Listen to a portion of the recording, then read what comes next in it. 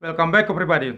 Saudara semuanya di seluruh Indonesia, GoTo, Gojek Tokopedia yang sudah merger, sekarang sudah IPO, go public di Bursa Efek Indonesia, menyambung video konten saya tepat 2 minggu yang lalu. Saya sudah mengatakan bahwa harga saham GoTo itu akan menuju ke level Rp50 gocap itu pada Oktober 2022 ini. Tok tok tok.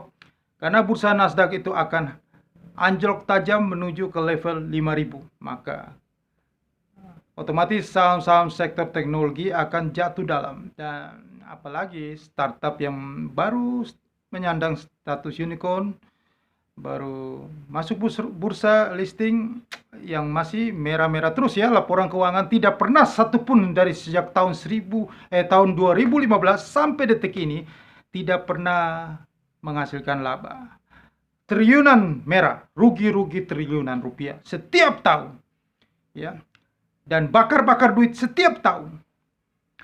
Nah, saya buat konten tentang harga saham GoTo ke 50 karena ada seorang mentor, ya, katanya cukup terkenal di Indonesia, yang mengatakan, mentor saham mengatakan Gojek akan ke 800 dalam waktu dekat ini. Maka saya bilang, tunggu dulu, logikanya di mana ya? Logikanya yang wajar, harga pantas, paling pantasnya, karena sudah tidak ada harga lebih murah dari itu lagi. Kalau ada harga yang lebih murah ya pantasnya Rp1. Tetapi karena tidak ada harga yang lebih murah lagi, karena memang nilai saham GoTo kan dihargai Rp1, jadi pantasnya Rp1. Tetapi karena di Bursa Efek Indonesia, ya, aturan dari bursa itu minimal 50, ya udahlah, wajarnya harga 50. Nanti ya pada intinya nanti ada di pasar nego bisa harga 40, 30 pada TS, karena ya daripada nunggu lama nggak ada yang beli di harga 50 nanti pada bulan Oktober 2022. Nah, hari ini saya akan membahas tentang karena informasi 2 hari yang lalu setelah RUPS itu mengatakan bahwa mereka sudah mendapatkan persetujuan dari otoritas ya, jika untuk melakukan private placement ya. Private placement itu hak ya, untuk aksi koperasi ya, untuk mengundang yang menjual saham baru lagi, diambil sebesar 10% deh yang akan dijual, yaitu ke investor private ya, investor strategis. Jadi bukan dijual ke publik tapi investor strategis. Ya karena dana dari IPO yang bulan Mei itu waktu go public itu ya mungkin sudah hampir habis gitu. Hampir habis untuk bakar-bakar terus. Jadi tujuannya bakar duit terus ya. Jadi mereka harus mencari dana cadangan. Mereka harus siap-siap dana cadangan sebesar 10% dari komposisi portofolio sahamnya. Otomatis kalau ada investor strategis masuk, investor yang private masuk, maka saham-saham pendiri, saham-saham yang sekarang ada komposisi sebagai pemegang saham itu terdilusi. Ya katanya sih sudah 9% ya, saham-saham yang sekarang pendiri itu terdilusi otomatis karena ada investor baru yang masuk. Ya. Oke, tujuannya investor masuk itu ya tidak lain adalah untuk dana cadangan, untuk tujuan bakar-bakar duit lagi. Startup unicorn marketplace dan jasa transportasi ini yang sudah merger ini, GoTo, Gojek dan Tokopedia ini, mereka akan berusaha menjadi market leader di Indonesia. Tetapi mereka harus tahu mereka punya saingan yang cukup banyak di jasa transportasi. Ada Grab yang sudah cukup lama di Indonesia, sekarang ada Maxim yang baru masuk dari Rusia, ada Traveloka juga, Shopee yang dengan marketplace-nya juga. Di marketplace ada Lazada, ada banyak sekali yang sudah saingan-saingan mereka. Dan semua saingan-saingan itu pingin jadi market leader ya. Nah, Gojek berusaha. Jadi ada beberapa ahli profesor juga mengatakan bahwa cara-cara bakar-bakar duit ini adalah cara yang elegan, cara yang paling pantas di saat ini. Karena ekonomi dulu dan ekonomi yang sekarang adalah pantasnya bakar-bakar duit ya. Ya, karena kalau tidak bakar duit mati. Ya, saya katakan ya Anda keliru ya. Di masa saat ini Anda bakar-bakar duit. Karena masa ini adalah masa cash yang paling cash is the king ya, cash. Anda bakar-bakar duit terus ya. Sedangkan kondisi sekarang ini sangat-sangat tidak mendukung Anda bakar-bakar duit. Kondisi sekarang adalah orang itu membutuhkan duit. Likuiditas berkurang ya. Anda membawa investor untuk private placement masuk lagi, entah ini mudah-mudahan ini investor asing ya. Jangan bawa investor BUMN lagi yang masuk, nanti Anda bermasalah, sudah bermasalah Anda tutup-tutupi lagi, akhirnya sayang BUMN dirugikan ya. Investor dari luar, ya silakan kalau memang mereka punya duit ya. Investor strategis masuk ya untuk bakar-bakar duit. Tujuan investor masuk itu, investor-investor masuk yang dari dulu sejak mereka sudah tanamkan uang ya, setelah itu mereka sudah IPO, mungkin sebagian sudah balik modal atau mungkin belum sempat karena harga belum terlalu tinggi IPO-nya. Harga di listing itu masih sekitar 400, sekarang sudah 370. 2 minggu yang lalu saya bikin konten itu hari Jumat juga, itu harga penutupannya 366. 2 minggu kemudian harga hari ini 370. Saya bikin konten, jadi harga cuma di situ-situ aja. 2 minggu naik, turun lagi, mendekati di harga itu cuma 412 tinggi, turun lagi. Jadi itu sudah tanda-tandanya bahwa riwayatnya mau ke habitatnya 50 itu sudah di depan mata. Tunggu waktunya aja, market bursa Nasdaq crash ke level 5.000, maka harga GoTo itu akan menuju ke 50. Itu tok. Itu harga yang paling pantas, paling wajar.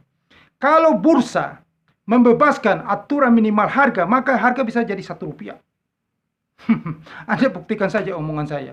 Karena itu logika, kita bicara logika ekonomi.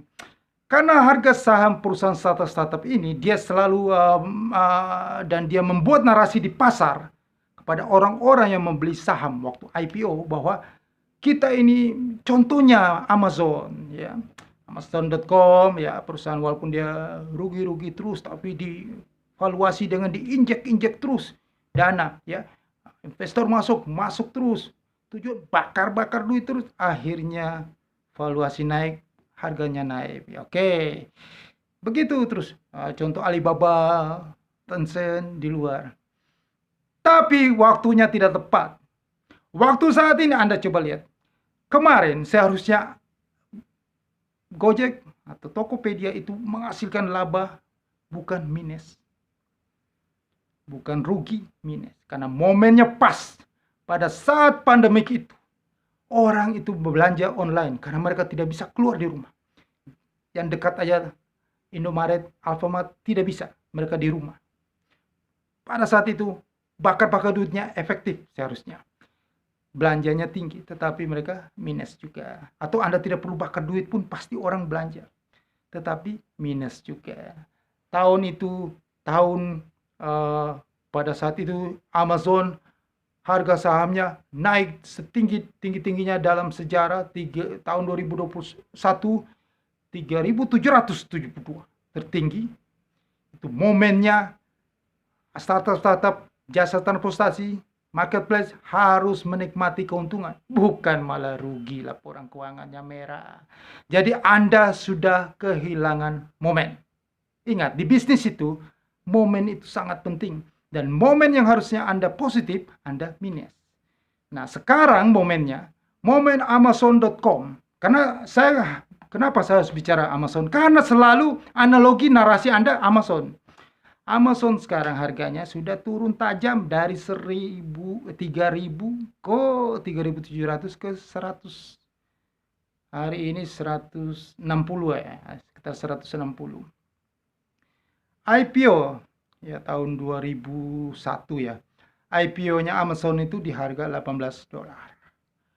Jadi pada saat itu bursa Nasdaq tinggi-tingginya itu, pada saat booming internet ya, booming.com itu bursa Nasdaq di 5.048. Nah, jika tahun ini resesi global ya, kondisi kekeringan likuiditas, suku bunga, jadi perusahaan-perusahaan teknologi itu secara hukum hukum adat ekonomi, hukum alamnya. Jika suku bunga naik tinggi-tinggi, maka perusahaan yang industri yang paling berisiko, mempadat modal yang paling berisiko itu adalah, Anda boleh tanya profesor, benar nggak yang saya ngomong? Teknologi.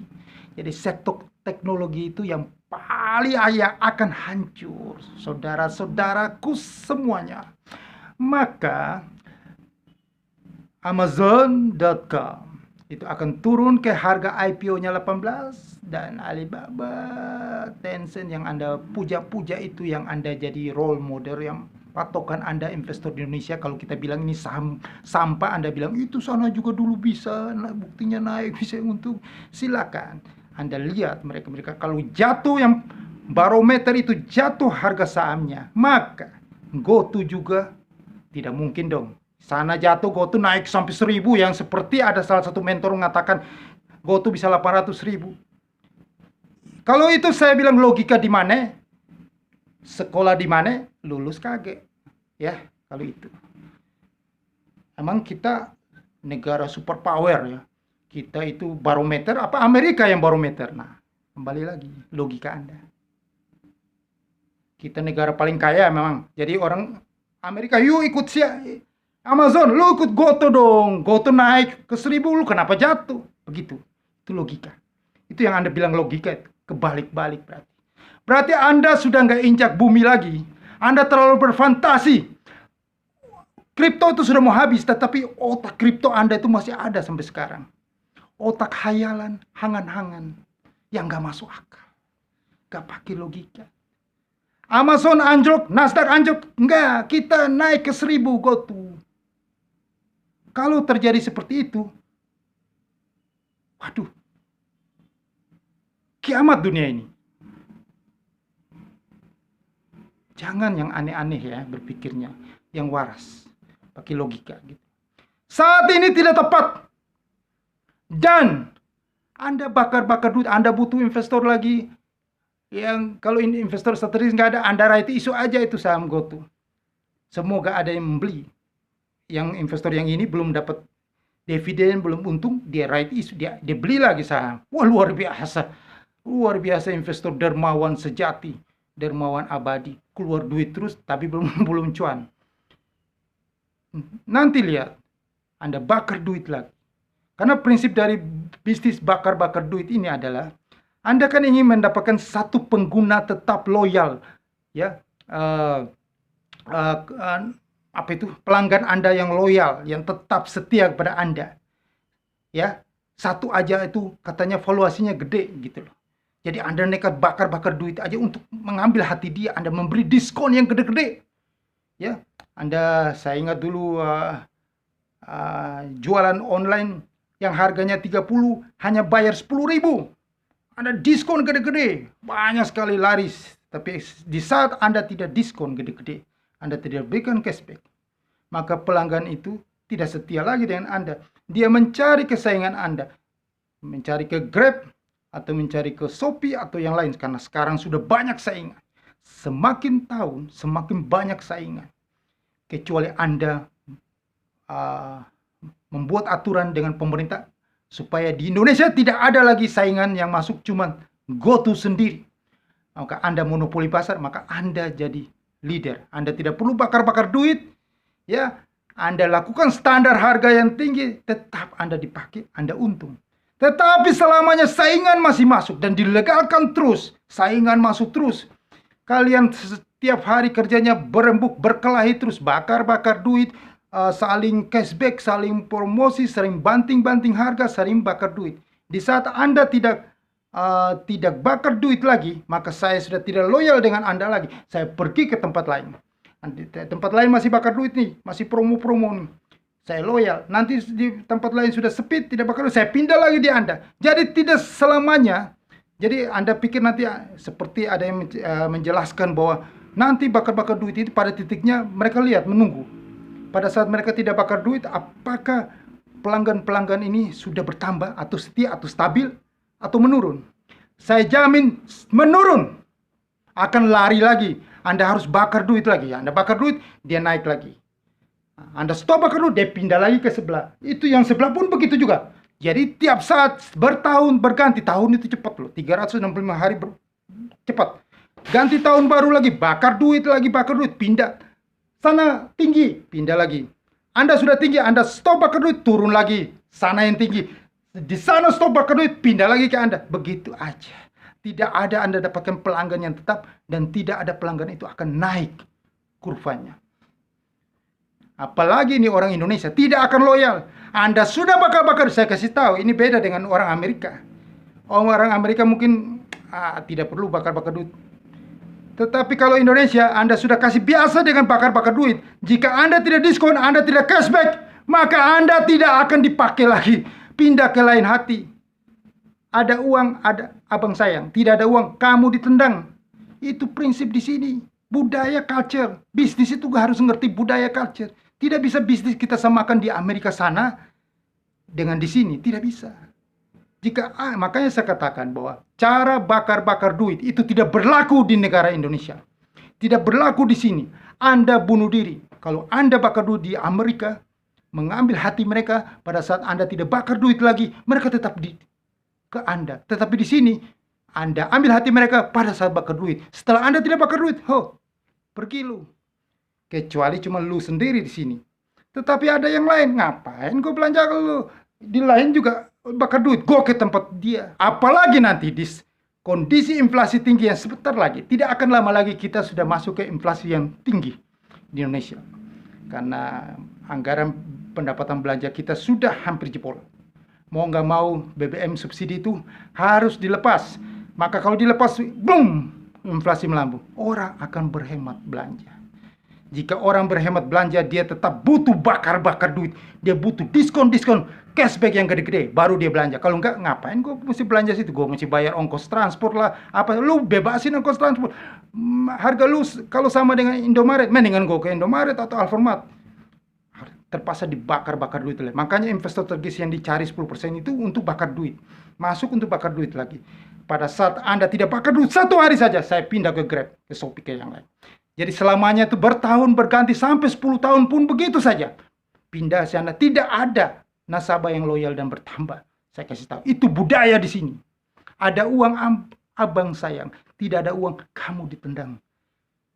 Jadi itu cara itu tidak efektif. Terus satu lagi. Cara yang paling efektif adalah Anda itu adalah investor publik itu. Investor publik itu adalah pemilik perusahaan itu. Jadi Anda harus menyenangkan hati investor publik. Bagaimana Anda mau menyenangkan hati investor publik? Karena dia membeli saham Anda, berarti dia ngefans berat dengan usaha Anda. Bukan investor yang tidak membeli saham Anda, itu dia pindah ke lain hati. Tetapi investor publik itu bagaimana tetap lekat dengan Anda kalau harga sahamnya nanti jatuh ke 50. Nah, ini jadi masalah besar. Investor strategis juga tidak akan masuk lagi menjadi dermawan sejati, dermawan abadi, uangnya untuk dibakar-bakar begitu, tapi tidak ada untungnya. Dia juga berpikir untuk investasi di perusahaan begini. Kapan saya balik modalnya? Tunggu nanti balik modalnya, right issue lagi, atau kita jual sahamnya kita jual kembali saham kita di pasar modal. Sedangkan harga sahamnya 50 nggak naik-naik, paling tinggi 100 turun lagi ke 50. Nggak ada untung dong. Nggak ada cuannya dong. Ngapain kok harus invest di lo? Di saat itulah bisnis kayak begini tidak akan berkembang lagi. Karena bisnis begini dia selalu butuh cash. Jadi kalau ada ahli yang mengatakan bahwa cara ini efektif dibanding ekonomi lama, maka saya katakan bahwa cara ini cara orang bodoh. Ini cara ini yang sudah dikasih tahu sama Bill Gates bahwa ini teori orang dungu, teori orang bodoh. Bakar-bakar duit. Itu sama aja kan Anda membeli harga tinggi, terus Anda berharap ada yang membeli di harga lebih tinggi lagi, baru Anda menjualnya. Anda mengeluarkan dana untuk bakar duit, Anda berharap perusahaan ini bertumbuh, ada pelanggan setia. Di saat Anda tidak bakar duit, itu dia minimal dia stabil atau dia naik. Tetapi mereka malah menurun, mereka pindah ke lain hati. Begitu terus, yang lain pun begitu, pindah lagi ke Anda, begitu saja.